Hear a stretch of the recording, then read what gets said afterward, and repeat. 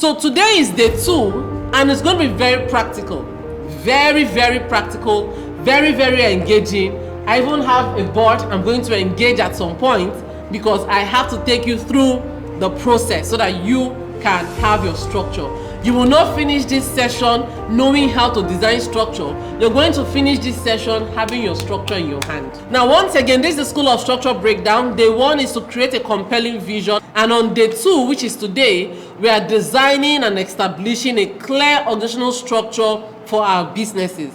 Once we think about structure, all we think about is organogram. We're going to get into the aspect of structure, but that's not all that there is to structure. And on day 3, we're going to learn how to create clear roles and responsibilities for everyone in our business. And on day 4, we're going to build systems that work without you. You've heard about SOPs. What is SOP? What is SOP? I keep hearing that question. It's simply standard operating procedures. And if you want to build a business that will work without you, what that means is that you must replace yourself in your business by standardizing how you do things. Your business should not be personal. Your business should be systemic. We're going to get into culture engineering strategies for starters. I took my time to carefully go through every single form that has been filled to understand the challenges that we're dealing with here and to know how to tailor our teachings to address those challenges. And some people who always say we're dealing with ownership or ownership mindset, please take the vision exercise very serious. By the time the vision is clear to you, you know what to sell.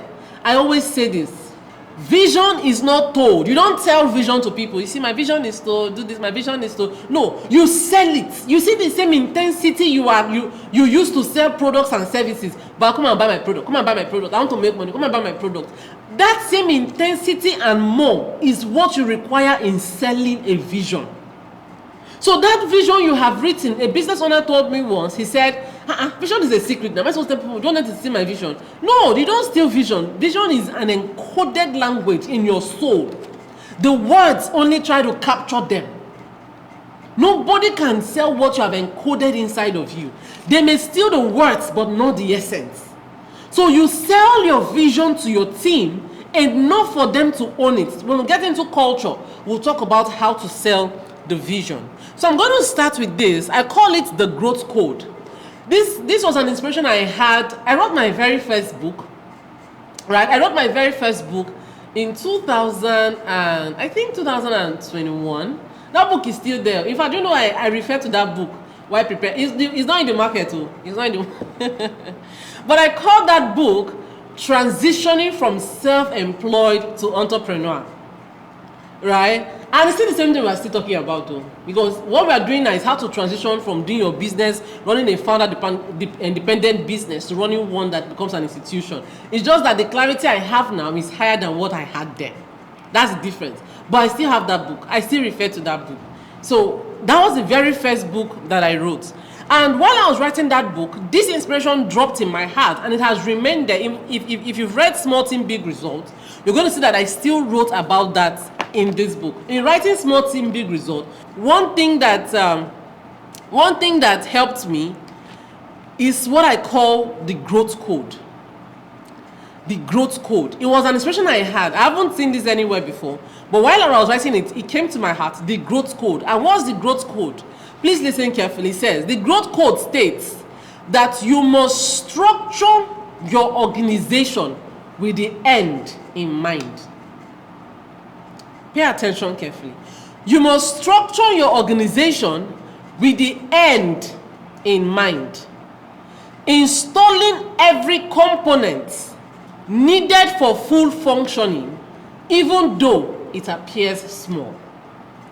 As the organization grows, every part installed at inception will gradually begin to find expression.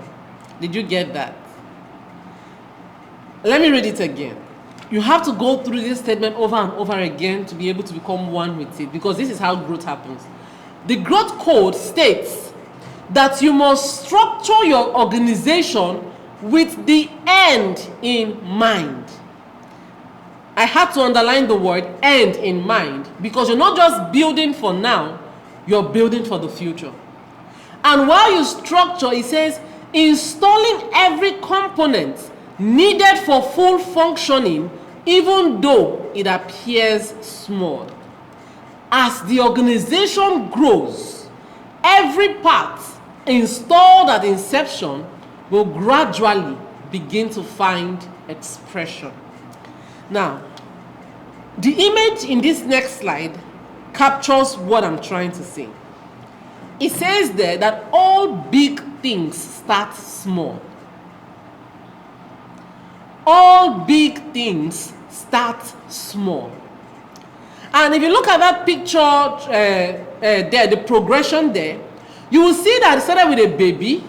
There's a boy, there's a smaller boy, a toddler is boy, a man, and an elder. Do you know that everything that is in this elder's body was installed when it was still a baby?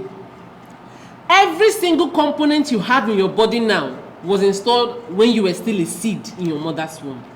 Correct? Now, I drew this wisdom from how God builds.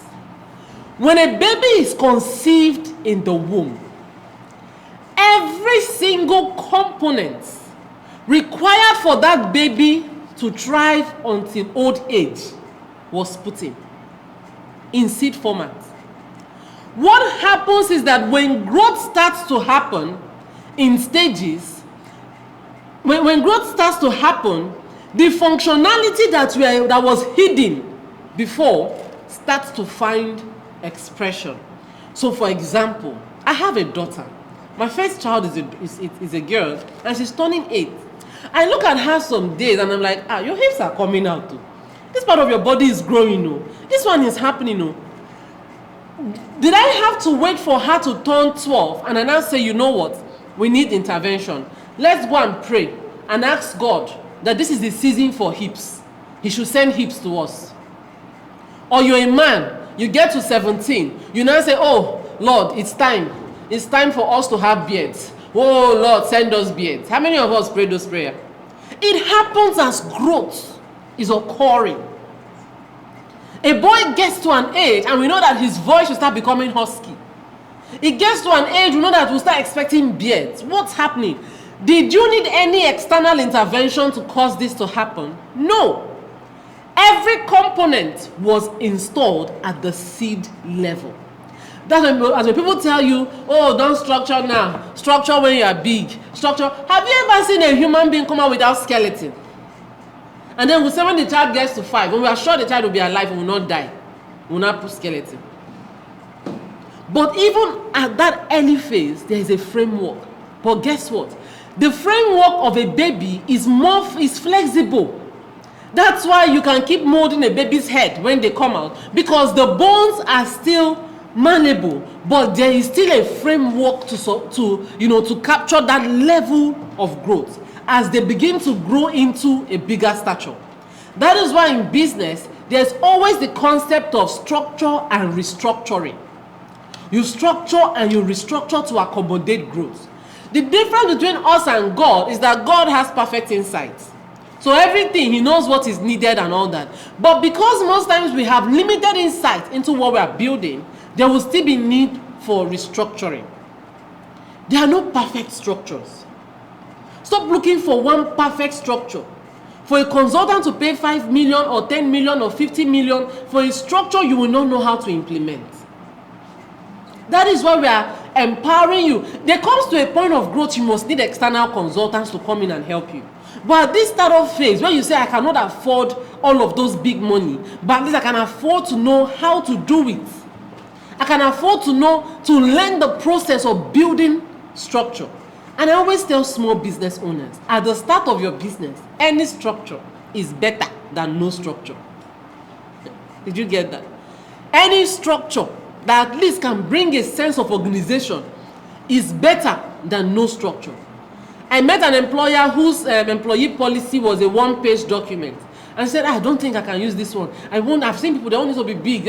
If you have not learned how to implement one-page employee policy, how are you going to learn how to implement 50 pages? Is that okay? So stop expecting perfection. Stop expecting the perfect structure for my business. You're going to, from today, start making the effort in bringing structure to what you're building. And I will show you how. Are you still with me?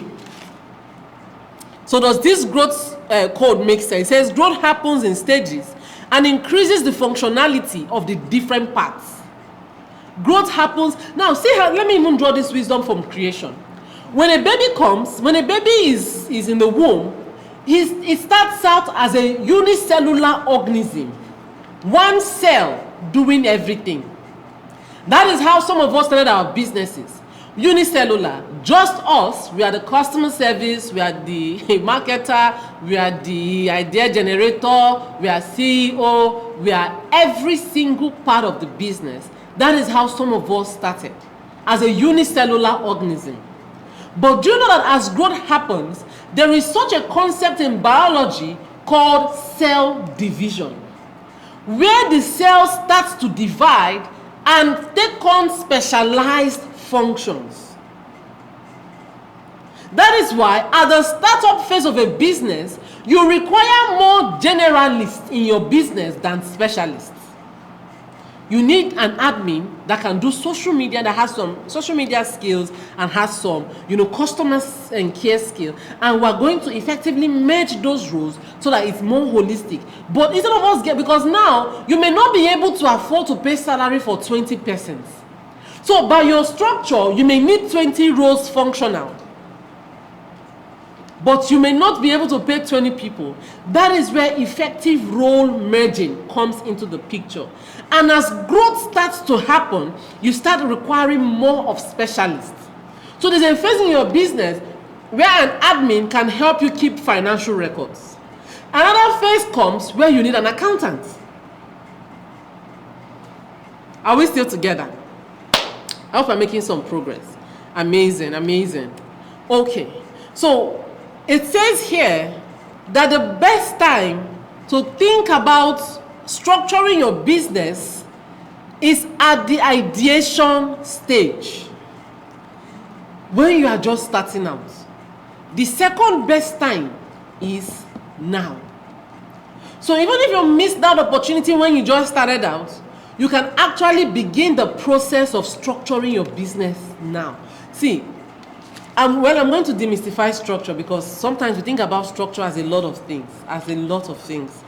So it's important at this point I talk about the business growth phases. And I wrote there, refer to small team, big results. So it says here, there are three growth phases that we recognized using this book. It's not exhaustive. Oh, beautiful.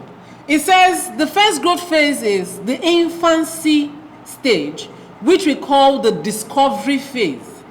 That is when you are still trying to, what will work, what will not work, a lot of trial. You're still looking at which products you should create. And like I said yesterday, products can change.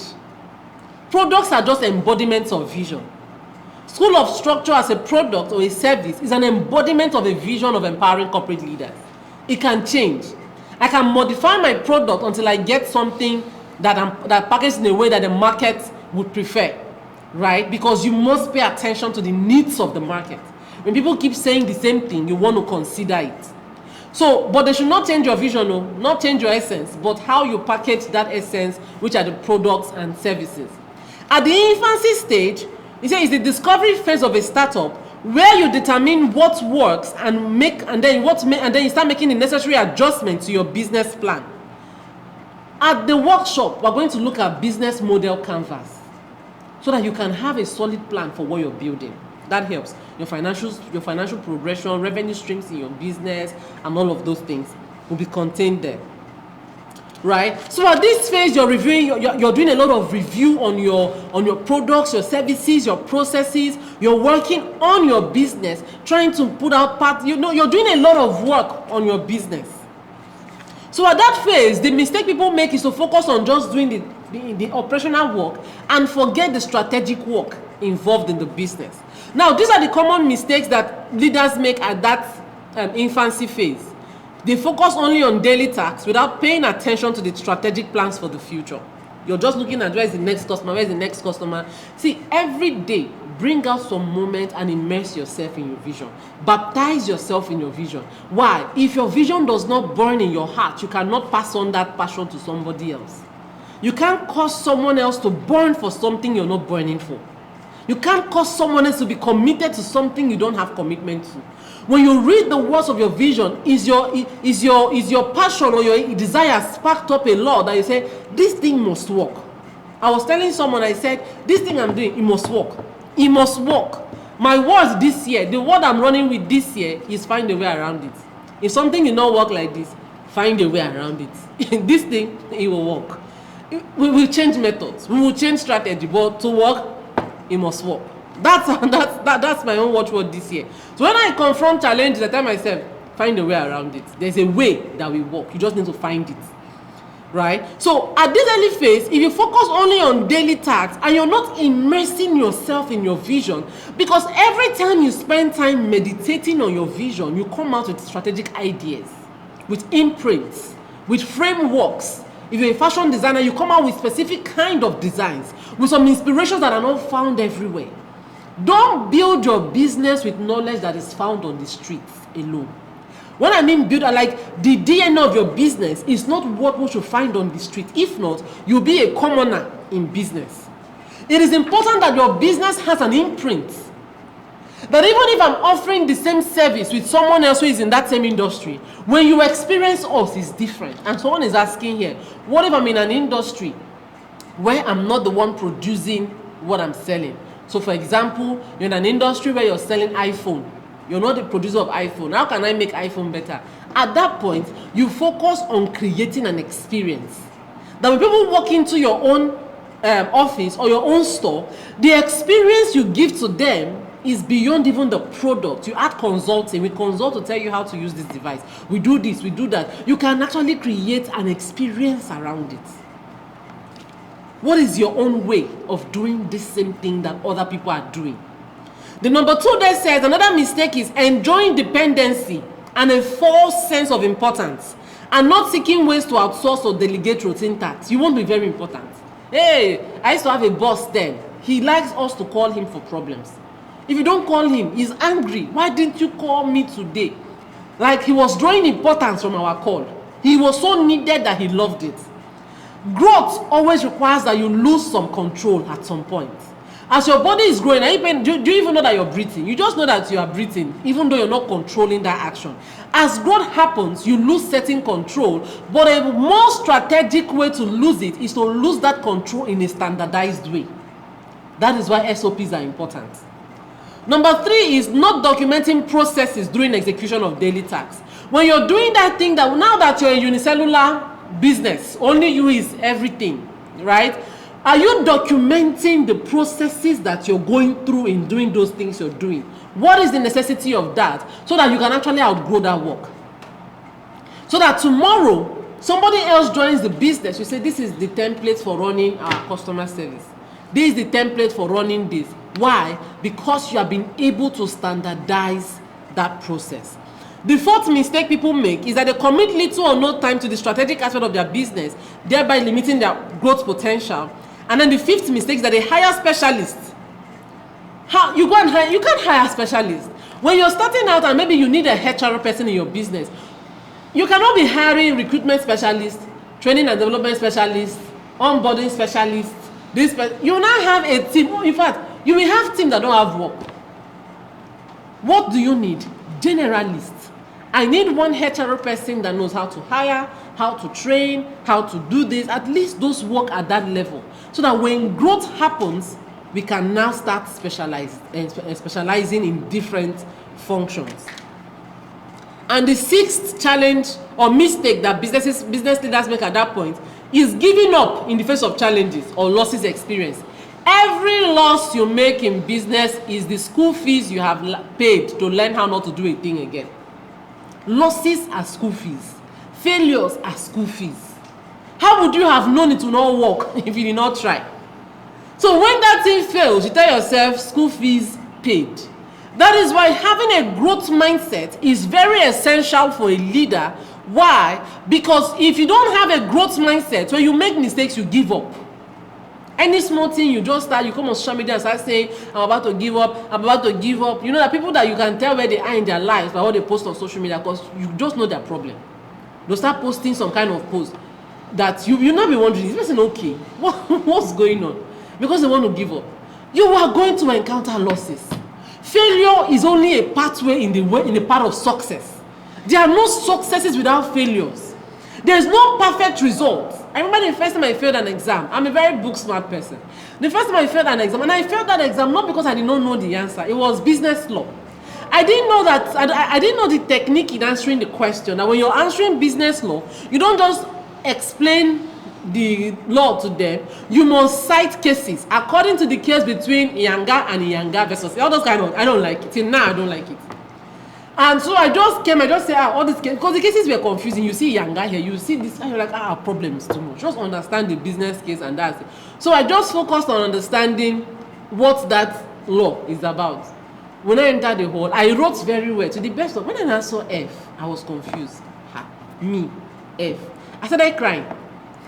I called my husband. I was crying. I was like, what happened? He thought that there was an emergency. I said, I failed business. He said, if you fail, you go write again. You have learned that next time when you're writing, you quote cases.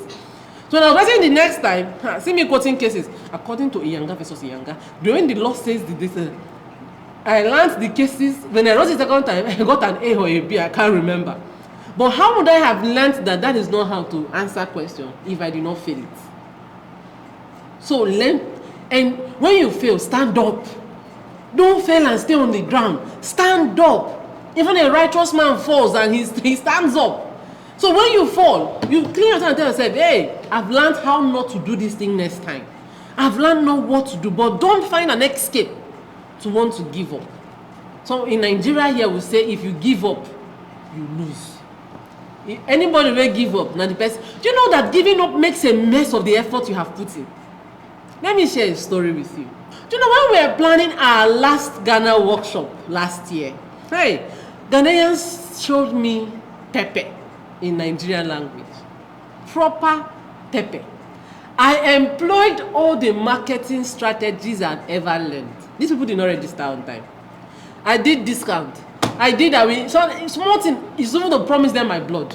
Because I did, they did not. Do you know, a week to that workshop in Ghana, we had just one person who had registered.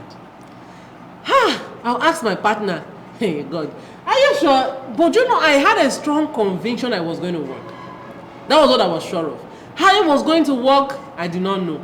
Was I putting in effort? I was advertising, I was following up, I was doing a whole lot. Do you know, a week to it, only one person. But I was sure. In fact, I told our partner in Ghana, because he kept on asking me, are you sure we should not ask for a refund from the people we have paid for hall? I told him, as long as Ghana workshop is concerned, it's not a matter of if, it's a matter of when. It will happen. That date is sealed. He was so scared, right? But you know that 4 days to that workshop, he called us and was so excited. Oh, today we had 5 new registrations. I said, this thing is working. 3 days to the workshop, he called. We have 10 new registrations. And they kept on registering up until the day of the workshop. So after that experience, imagine I had given up 1 week to the event. And I said, this is not working. Now, refund the lady that paid. It's not going to work. I'm not doing it again. Do you know that I would have missed out on the benefit of perseverance? So at that infancy stage, you're going to face challenges that will tempt you to want to run, that will tempt you to want to give up. If you give up early, you lose out on the benefit and the potential of growth. Every single person that you admire their result today always had seasons they wanted to give up. But because they stayed a little longer, a little extra, they struck gold. So at this phase of your business, what are the key activities you should focus on as a business owner? Consistent vision communication. It keeps you and your team inspired to grow. Don't forget your vision. That thing you wrote in your worksheet is not for me. I did not plan to run that business. It's not my vision. It is your work to consistently remind yourself. Today I was reading this book, Secret of the Millionaire Mind. And he said something. He says, the declaration he gave, it says, I act even when it's uncomfortable. I act in the face of fear. I act in the face of doubt. I act in the face of discomfort and inconvenience. We are not moving because it's easy. We are moving because the work demands it. And how do you keep yourself fired up? Vision. Stay grounded in your vision. Number 2 says, document all your processes as you execute.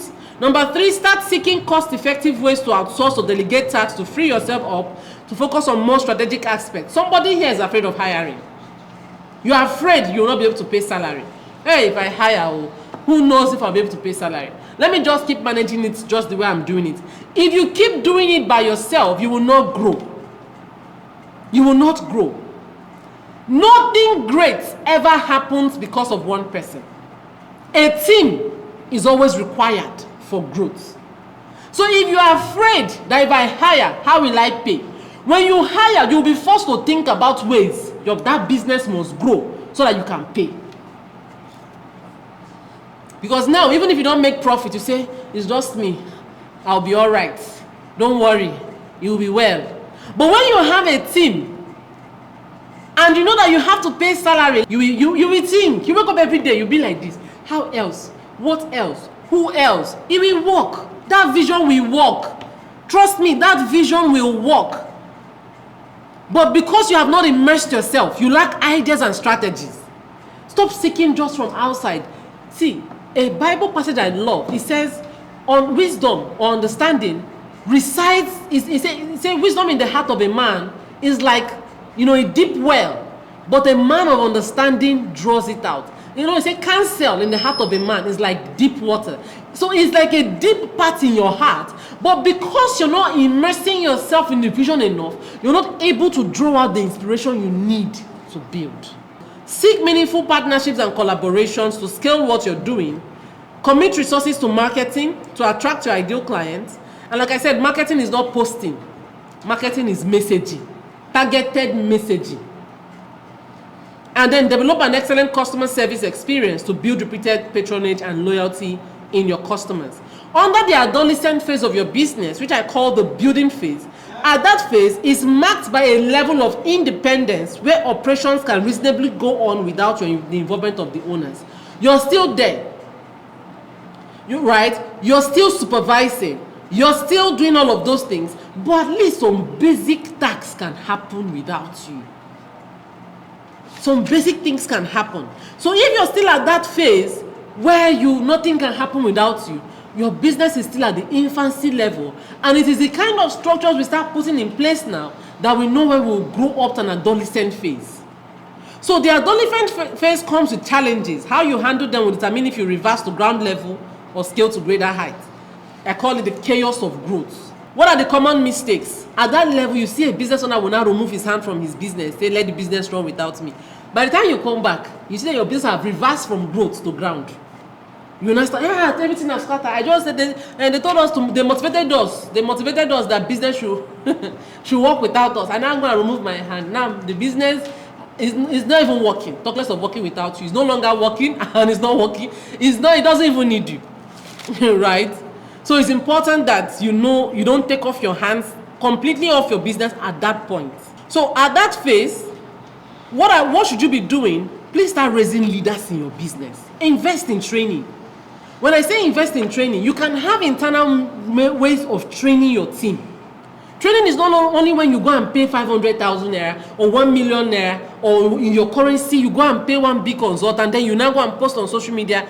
You as a leader, as your learning be pouring in, as your learning be pouring in, as your learning be pouring in. You can't be thinking that only external people will train your people. You will train them. You will train them. Don't say so. In fact, one business owner told me I'm not the talking type. I say this business is a talking business. You cannot have vision and say you're not the talking type. My brother, you will talk. Because the key work of a leader is vision communication. You will talk. I'm not any type you are not. Whether you are a type C charger or you're not, you will learn it. You will become the type. That type that used to talk. It is a learned behavior. It doesn't come. It's not a spiritual gift. It's a learned behavior. I need my people to understand what we are building. And I need to create a system for vision communication. When we get into culture, I'll tell you some of the systems we have created in our business when it comes to vision communication. So raise leaders, invest in marketing, consistently create and review all your business systems to be sure that it can work. Review and clarify your business model and get a business coach or mentor and stay accountable. And then the maturity stage is the growth stage. At that point, it's like your business has gained market share, you are growing, but you need to be strategic. If not, you may die. It's either you invent or reinvent the wheel, or you die off. Because you will keep having people coming up with competing things. You must keep your eye on the market to know what do we need to change. You may need to diversify. You may need to do it. So there are different demands for those different seasons. But at the infancy level is not the time when you want to start 5 businesses that are all small. Please pay attention to your growth level. Now, what is the wisdom of structure? Number 1 here is that structure is order. Structure is simply order. It shows how things are arranged to work. When there is disorder, there cannot be progress. The structure is simply how do things happen here? How do we do things around here? This is how things happen here. Some of us, when you hear structure, you think that structure, even down to, I'm going to show you a lot of things when we come into role clarification tomorrow, because even in our internal system, you will see even down to opening procedure, turn on the office phone. Because you don't want to say, why will she know she should turn it on? Can't common sense cannot tell her. My dear, there's no common sense in this thing that we are building. It is standard sense. There is no common sense in building. It is standard sense. Whatever you don't standardize, you cannot, you risk continuity of that thing. Can't she know? Because somebody is coming to work with family problem. You now say that they should remember to turn on phone. Hey, they will not remember. So I am not building my business on people's memory. I am building it on systems. So structure is wisdom. Structure is order. Each time I fly and I start looking at the clouds, the way they are arranged, I think this thing is very fine. It's intentional. The world was created with a lot of intentionality.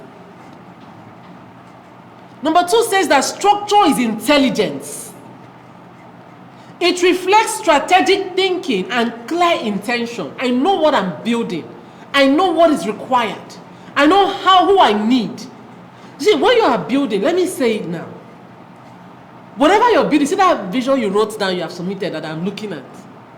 What you're building is as important as who you're building it with.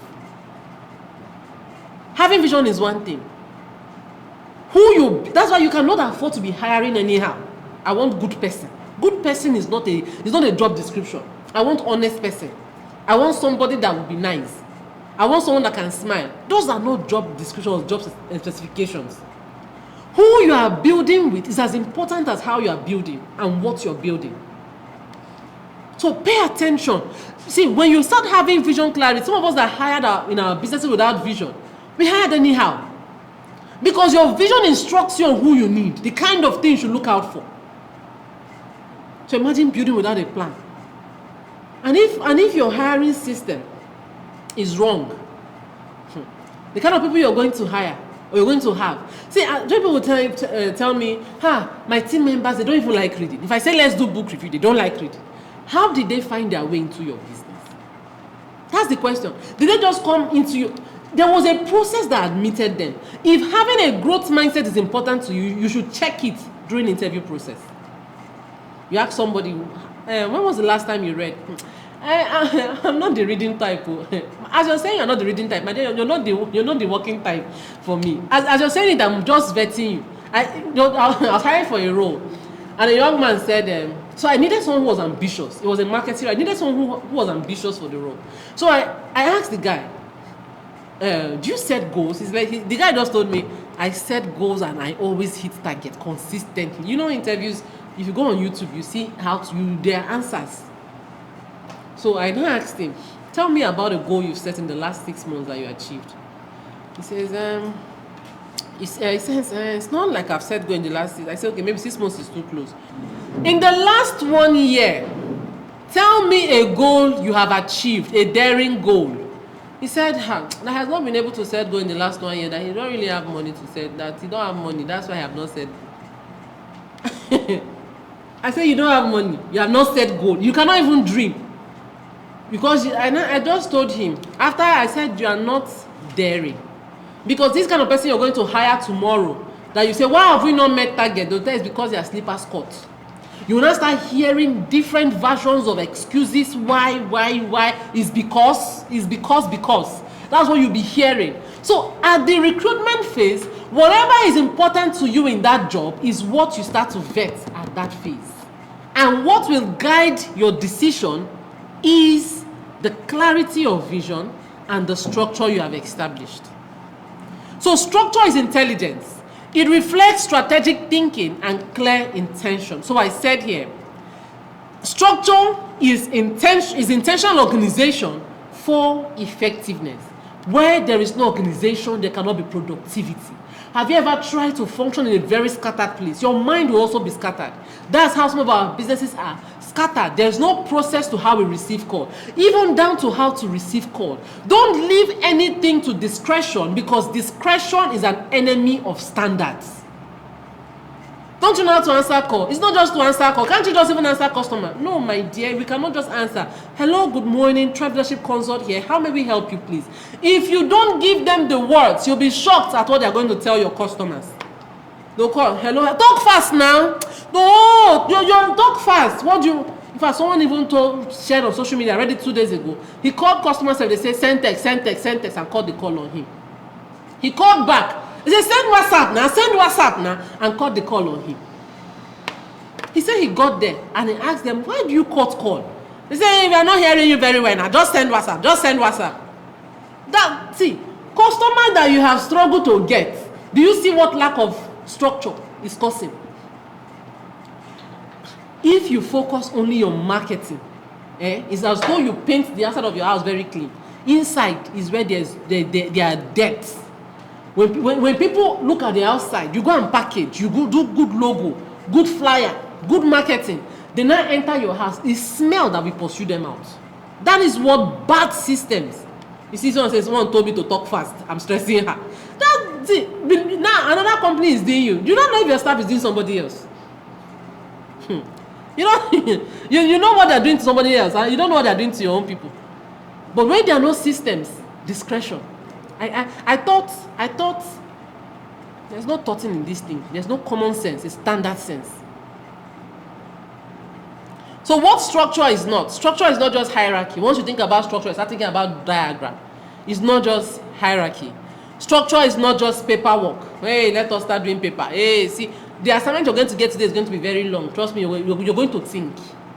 Because I cannot be thinking, I've thought for you on a framework level. You carry that framework and go to your business and ask yourself, so who do I now need? By the time you finish the exercise, you find out that you may be overstaffed.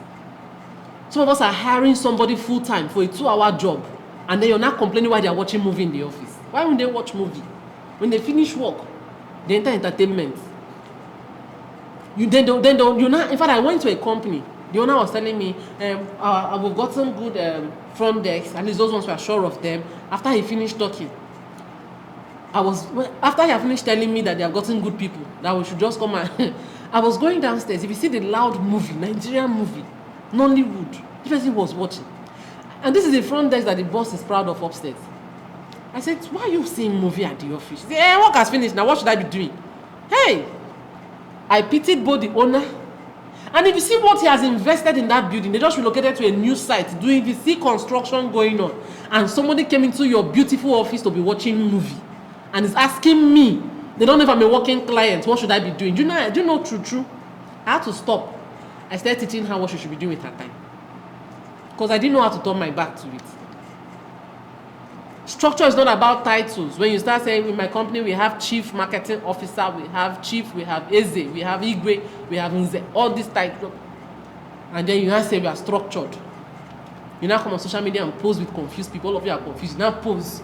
You now say we are building right. But you know that after you finish posing for that picture, you go and cry because you don't even know what you're even doing.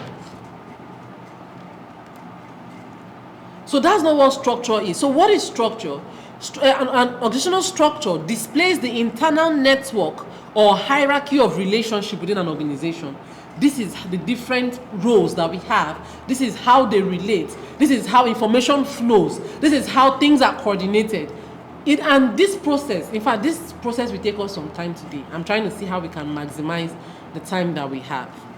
So it's a graphical representation of different functions, departments, teams, and individual relationship. When you see the organizational structure, some of us will even carry paper and will say, I need structure. We'll not go and draw head and say CEO. We don't know what else to put on that. This CEO, what CEO? Even see, CEO is not a title. CEO is actually a job within a company. You are an employee. If you are CEO, you are an employee. You're not master. Because tomorrow you will not be the CEO, but you may still be on the advisory board or board of directors or anything. So CEO is an employee role. So don't see it as a chief, because they put chief inside you. Not think you are a real chief. It's a work that is very demanding.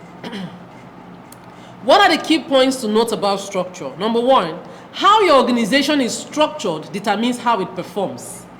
So if you want to improve your organizational performance, you must structure it properly. Number two, form follows function. In architecture, there's this phrase that say, form follows function. A good structure must support the vision of that company. That's why you cannot copy structure. You cannot go and say, I saw my friend's structure, you can't copy it. It's as though you see somebody's skeleton, you're not going to put the skeleton inside your body. When you have different shape, you are very slim. You know something that is fat. You don't carry the skeleton and put. Even after the flesh, some bone will be coming out because now you want to, what kind of man is this? Well, it's when you go and copy structure that do not fit your function. So a good structure must support the organization's visions and plans. Number three, your growth and expansion are limited where there is no structure. Don't think about branches until you have dealt with the roots. And this is the roots we are dealing with. Because the branch will only express the confusion that is in the roots. But when there's order and organization in the roots, you'll find out that it finds expression even, through the branches. A sound organizational structure will make it unarguably clear what each role is accountable for. Everybody knows what they're accountable for. Not when somebody says, I did not know it's my work. I thought it's hard that we do it. He now thought and thought and thought. And then there are role clashes, there's confusion, there are role overlapping. We don't even know what to expect. There are no clear accountabilities. One person takes instruction from 3 people, confusing instruction, and the person is confused as to what to do. A structure must support the current business strategy and allow the organization to adapt to changing market conditions and customer needs over time. A good team can only be as effective as the structure supporting it. There are good people you have, but because you don't have structure, they are not being utilized. There are good people you have, you've brought them in, now they are confused. They don't know what to do. And trust me, people leave when they are confused as to what is expected of them. I've been an employee, so I have a perspective about an employee and an employer. I've been in a company where I was so confused as to my role that I resigned. Because I didn't even know what to do. All of us we were 5 of us, we had the same job description. So we used to now struggle for role. We were so confused that you don't even know. That confusion will even kill your creativity, kill your confidence, your enthusiasm. You don't even know what to do. And that's why when you don't have structure, you will lose good people. Bad structure conquers good people. So why structure matters? It identifies the essential functions you need in your business. It enhances communication. It enables effectiveness. It clearly defines reporting relationship, where people know who to get reports from, who to talk to about things. Not when something happens in the office and an admin will go and report to the security man. Why now? How? Because they don't know who to tell that what happened. It prevents dependency on individuals, and it allows for scale, expansion, and continuity. So this is the structure flow. It starts with vision, gets to structure, and then to systems. Because we know what we are building, we know who we need, we know how to do what we do. Why? Our vision is our boundary. And then it says structure serves vision. That is why, like I said, you can't just copy vision. You must understand. You can't just copy structure. You must understand your vision for your vision to tell you the structure that can carry it.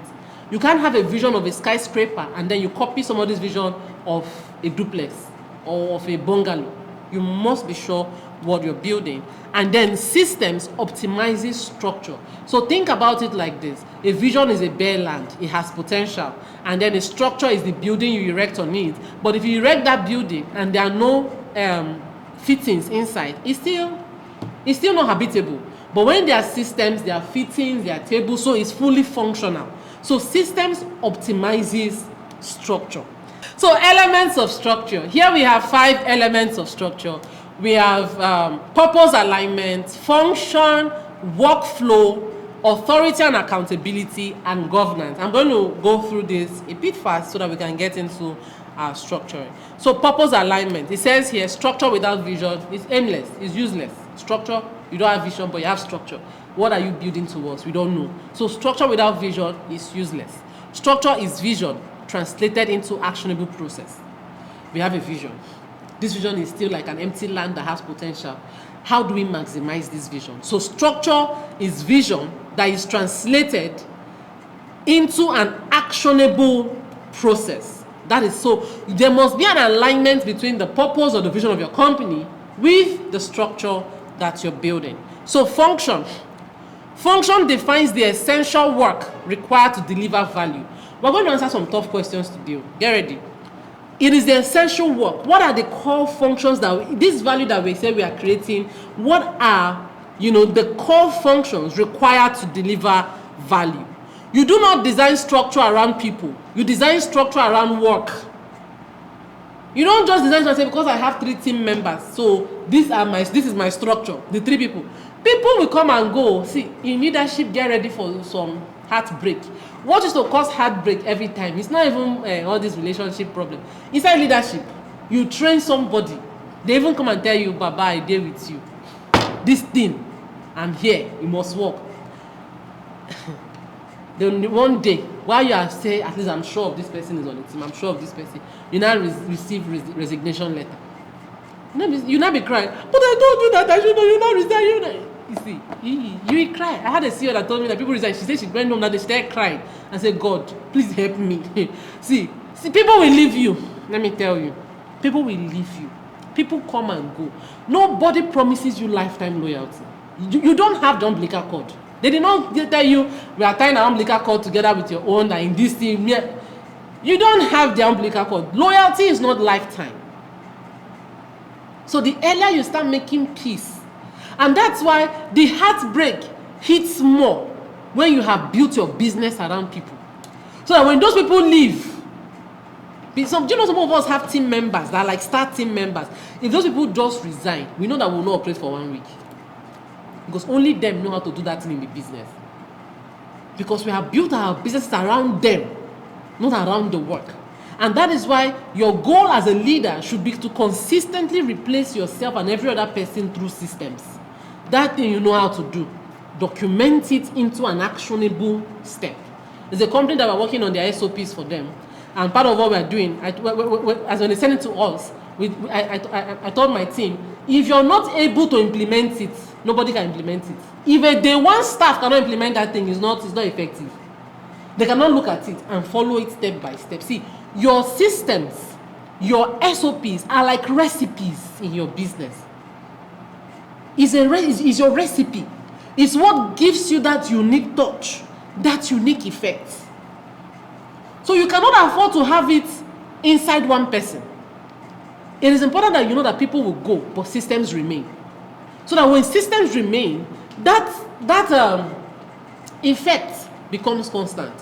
It's not when you change a chef in your business, I will know that chef has changed because taste of food has changed. It shouldn't be that way. Chef will come and go, taste should remain the same. That is why systems make an amateur look like a professional.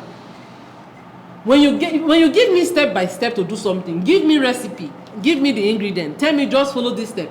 By the time, I'm going to help you. By the time I'm done with the step by step that I've done, when you taste the food, You will say, you're such a good cook. I'm not a good cook. The system is a cook. I only follow what the system said and I came out with the result. SOP means standard operating procedures. The standard way different functions in your business are carried out. The standard way. There's a standard way. This is how we receive guests. This is how we document. This is how we make requisitions. This is how we do this. This is how we do that. This is where we do. There has to be a standard way things happen in your business. Workflow. That's the third element of structure. Workflow is the path value takes from idea to outcome. Workflow is the path value takes from idea to outcome. So I said here that you must be clear how work moves in your organization. You must be clear how work moves in your organization. The fourth element here is role. A role clarifies who does the work. It identifies responsibility and ownership of tasks. Don't worry, I'll say more about this.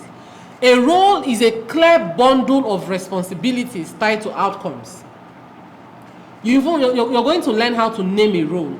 You can't name a role, Chief Marketing Officer, and then their job description is office sweeping. You learn how to name a role and how to categorize functions. And the fifth one here is authority and accountability. Authority defines decision rights and boundaries. Every responsibility must have authority to back it up. So roles and responsibilities without authority creates frustration. You can't give me responsibility and I don't have authority to implement that responsibility. So what is the process of designing a structure? The first process here says, identify the core functions that must be performed in line with your business purpose. What are the functions? Forget about what I wrote at the examples. I will explain more. So what are the work that what's the work we're even doing here? What's the value we are creating? How does this value get across to the people that we are creating them for? How do we do this? How do we do that, right? So you have to identify the core functions that must be performed in line with the business purpose. Number 2 says you group related functions into departments. Group related functions into departments. Number 3, define roles and reporting lines. Define roles and reporting lines. Number 4, establish authority and accountability. We're going to take it one after the other after now, right? Establish authority and accountability. And number 5, extract the relevant structure for your current growth phase. So, there are 6 generic or universal structural pillars every business must be able to clarify. You must be able to clarify it. Number 1 is value creation. Value creation. Okay. I'll go over it one after the other. Value creation. Number 2 is value delivery. Value creation it talks about what are we even creating. You know the value you're creating. What's the value?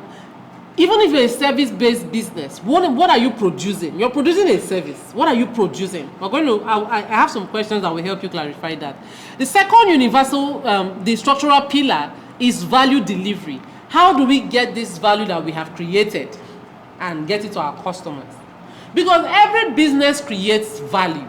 For example, in Tribe Leadership Consult, we are creating value. This slide that people are asking me to give you is the value that we created. What we are doing now is value delivery.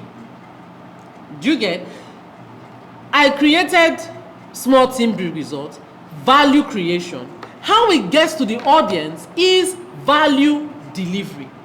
So for some of us in the knowledge industry, the frameworks that we create, the training curriculums that we create, so there's a process that we go through in creating value for the business.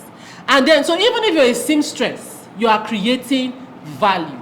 From your ideation, designing, and all of those things, how do you create value? The second structural pillar is how do you deliver the value? That's administration and fulfillment. How do we get it to the people that we created it for? Number 3 is demand and revenue generation. How do you create demand for your business and make money from it? Sales and marketing. How do we get it out there? Every business gets involved in these 6 structural pillars. The 4th one is people and internal order, our human resource. How do we organize our people and coordinate things internally? The 6th one is financial planning and stewardship. How do we manage or maximize the resources that we have? And the 6th one is direction and decision making, leadership. And this usually rests on the founder, the CEO, strategic team, or whatever it is, but usually on the founder and CEO. Every business must answer these 6 questions. How do we create value? How do we deliver it? How do we create demand and revenue? How do we organize our people? How do we maximize our finances? And how do we get direction and strategy for the next step? And this is what guides you in creating structure. Now, I said here, based on operational intensity, these roles, these different pillars may be merged. So, for example, some businesses, because of how they operate, value creation and delivery may be merged, right? In some businesses, financials and value delivery, you can have admin and finance can be merged, but they are still happening. While in some others that are bigger or much bigger organizations, all of these are standalone. But regardless, you're going to go through the process of defining these different components of your business. Because when you're able to know how do we create value, what are all the activities that we go through in creating value, you're not able to know who owns this work. Do you get that? You don't just create roles. You must understand the process of how everything we are doing here. And then we are able to create roles out of them when we have defined activities that happen. So I said here, the reason why we said that there are universal frameworks. Every business has the same structural backbone. But each business expresses that backbone differently depending on industry. So just like every human skeleton has the same parts, your skeleton has the same parts of my skeleton. That's why we can teach it in university or in school or in biology. This is the part of the skeleton. All our skeletons have the same parts, but they are fitted into different body frames. Your skeleton may not fit my skeleton, but at least it's the same framework. It's the same structural backbone, but fitted into the uniqueness of what you're building. Is it making sense? Now, industry-specific activities define the kind of activities that should now go on within the function. Because what a value creation activity can be for me in Tribe Leadership Consult may not be what it is for you in Enablers, may not be what it is for you in a construction company, may not be what it is for you in real estate. But are we all creating value? Yes, we are all creating values. Are the activities we go through in creating values the same? No, they are not the same, but value is created. So the framework is the same, but it's fitted into your own industry and your own unique vision. So I said that the content of the structural framework is the difference. So naming of function is done using industry languages. In your industry, what do you call a person that does this? And you can take it a step further and create a title and a name, even if nobody has answered it. So for example, in Nigeria here, we have a transport company called GIGM, God is Good. We have ABC. And then we have other people who are into transport, business. And then you have people who load load into the buses and all that. In some other place, they call it, that's the loader. It's not just common loader. But these people, they have gotten the name they gave these people. If you see this name, you will not start desiring the job. You won't know that it's loading that you're going to go and load. Because they now gave it a very beautiful name that captures the essence and yet made it more executive. When you enter their bus, you don't call driver, conductor, it's pilot, and is what's what they call the other person. But all the names have dignity. Because how you name a job goes a long way to affect the job. You're the one saying gates man. Another person says that's our chief security officer. The person will really feel like chief. Because when you bring dignity to the work, they also bring dignity to their functions. But when you treat a work as menial, is it not just cleaner? Why are you calling cleaner? Find a name it, package the work. That somebody that is doing it, when they go outside and they ask them, what are you working? When they call the work, even janitor self, you get as it because now people know that janitor is cleaner. When you put it in a way, and they said, my role is this, people outside will be respecting them. They won't even know that, hey, inside that place they are sweeping. And then you bring, see, there are no menial jobs. What we have are menial pockets because you can't pay well. Okay. So now this is structural pillar 1. What is the core question I want you to answer? Because in the worksheet, all these questions are in the worksheet. The first question here says, what value do we exist to create and how is it produced consistently? What value are we creating? What value are we creating? In the worksheet, we did the worksheet in a way that he even put out some industries and then he wrote down some of the values you create. So also we are creating curriculums, we are creating training because we are in knowledge-based industry, right? Creating resources, it could be books and all of those things. We are creating courses. We are creating value. So if you're in a logistics business, what value are you creating? It's not delivery you are doing. How do you do your route planning? Because those things are intentional. Because if you fail in your route planning, a lot will go wrong when it comes to the core delivery work. So the pillar answers, what problem do we solve? What service do we offer? What processes turn our ideas into something tangible? So there is a process that translates that vision you have. And if it's a physical product, maybe manufacturing, what value are we creating and how do we produce this value? Now, under this role, you can have process coordinator, quality control officer, workflow supervisor, technical specialist, production manager, even operations. The whole process that is involved in creating the unique value that your company offers. This applies to both service-based industries and tangible goods or product-based industries. Because the service you offer must be productized. Do you understand? If you don't product is like giving form to what you do. This is a form. If I know all these things I know, and I don't give it a form, it cannot be assessed by the audience. So School of Structure is a product from, you're not touching it. It's not a tangible thing, but there is a clear knowledge transfer and empowerment to help you build your business. The worksheet is so simple that we don't just tell you to answer questions. We give you examples so that it can even help and guide your thinking. So it's guided thinking. How do we create value? So pillar 2 is value delivery.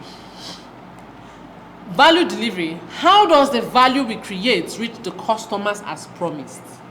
We have created value. How does it go from us to you? What we are doing right now is value delivery. Because we created this curriculum. If it never got to you, it means that there is a breach between creation and delivery. From scheduling sessions, those are value for us as a consulting business. Scheduling sessions is part of value delivery, how it gets to people. Because I need to be sure who schedules the sessions. I need to be sure how this one is done. If not, things will be left to chance. So under value delivery, here you have administration and customer service. Fulfillment systems live here, how your customers get fulfilled. Service timelines and standards live here too. So what it means is that how we do it. So see what I want you to focus on right now. Understand the different pillars and the core questions. And then we'll come back to look at the roles that exist there. So this is one that we are very conversant with, which is the structure pillar 3, demand and revenue generation. How do people discover us? How do they desire what we have and pay for what we offer? Without this pillar, even an excellent business will die. If you don't have a system, or you're not able to identify the core activities that happen when it comes to sales and marketing, your business, no matter how beautiful your product is, will die quietly. Because revenue is the proof that value is needed. So how do people discover us? What are all the activities, the campaign? Who helps us plan our marketing campaign? Who helps us do this one? What are all the activities that guarantees that there is sales and marketing happening in our business?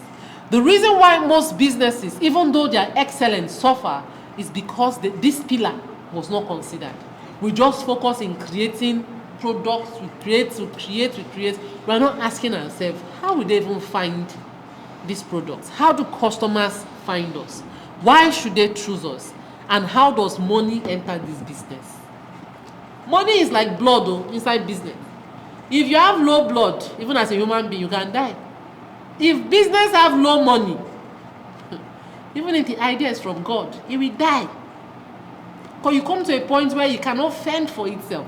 It can't carry on its activities. It can't pay bills. So even a heavenly vision not properly stewarded through structure. You see why structure is opening your eyes to see what really we need in what we're building. Structural pillar 4 answers the question, how do humans work together here without confusion and chaos? That's why businesses employ human resource officers. But as we go ahead, I'm going to help you clarify, because some businesses may not be able to employ HR, right? But they can have an admin and HR officer, because we are not full-blown yet. That's why I say some roles will be merged, because you may not need a full-blown human resource role. If your business is large, please get a human resource person, because human resource work is a lot. So that you will not be the one doing counseling services as a CEO. You use your time and do something while the staff have something to interface with. If my staff will not come to work today, it's not me they should be telling. They should tell the system. And I get reports from the HR. Right? So if your business is big, please get HR. Don't go and do combined.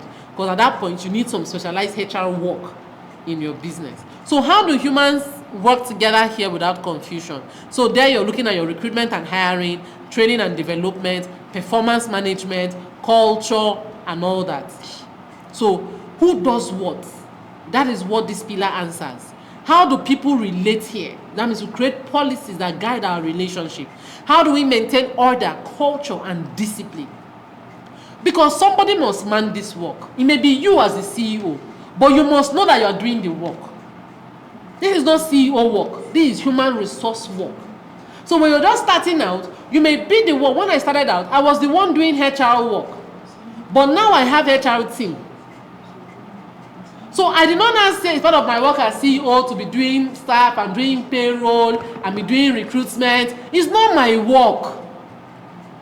I'm doing it because at that growth level, the HR function was attached to CEO function. But as growth happens, you have to know what to separate. Now, what these structural pillars help you do is know that every role is occupied by somebody. Even if it's just you, but at least you're conscious you're doing another person's work. So that as you grow, you differentiate. This is not your work. So structural pillar 5 is financial planning and stewardship. How do we protect, allocate, and multiply resources responsibly?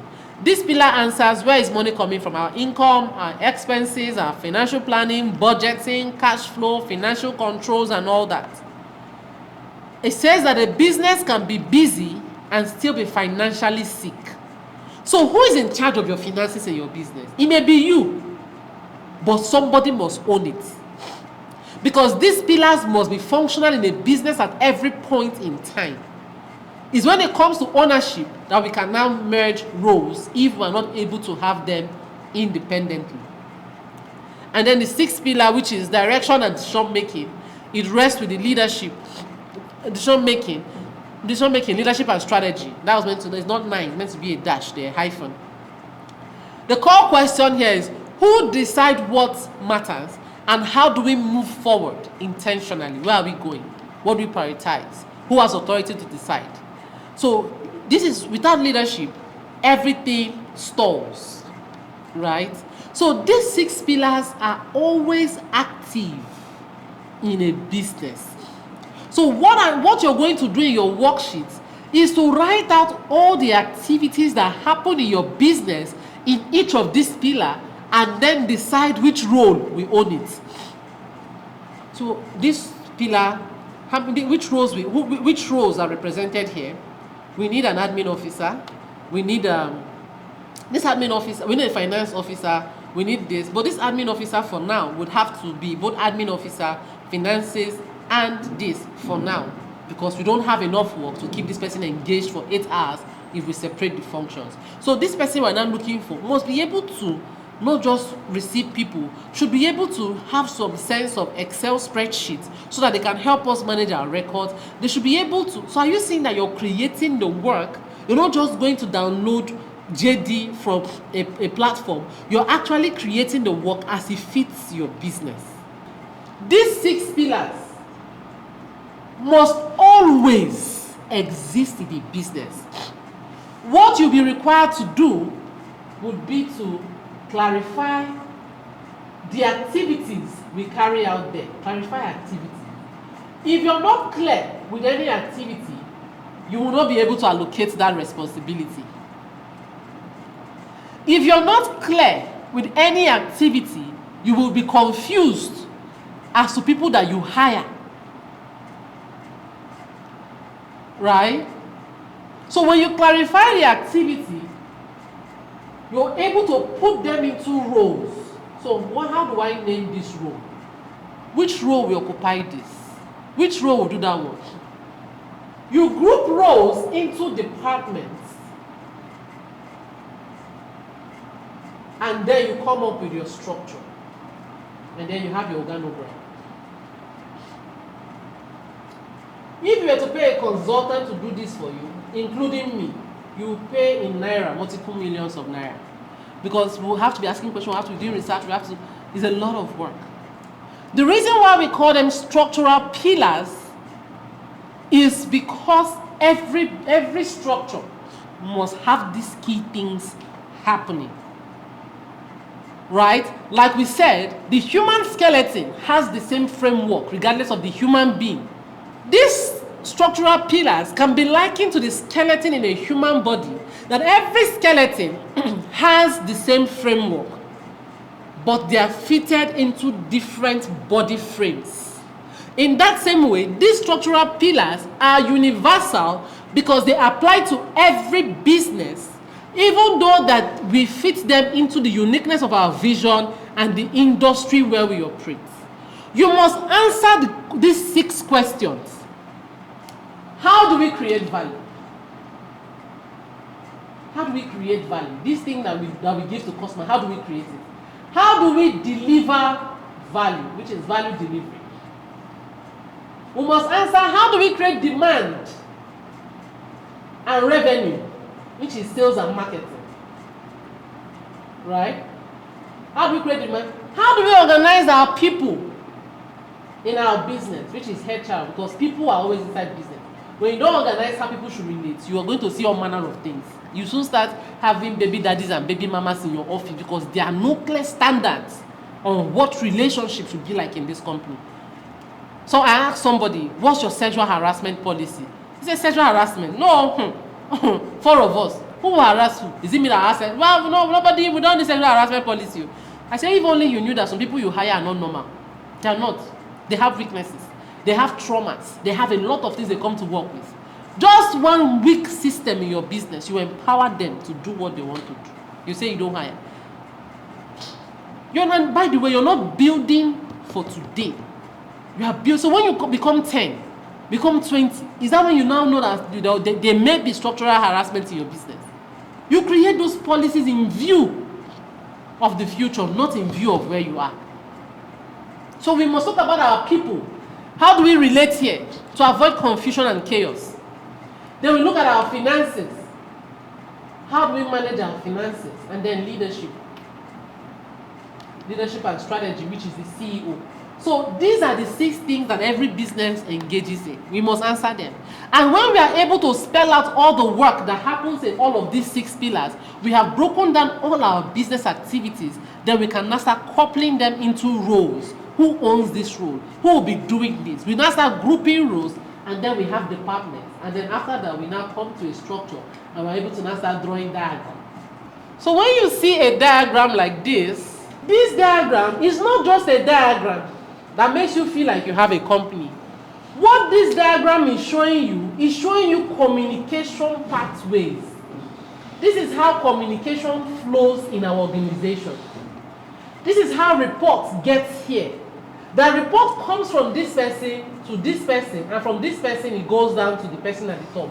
It comes from here, and then this person may have people under them, and then those people may have. So this shows hierarchy of relationship and report channels. So if we need to escalate something, we know how communication flows. We know who is accountable for who. Because if this is not clear, you're going to have conflicts in your business.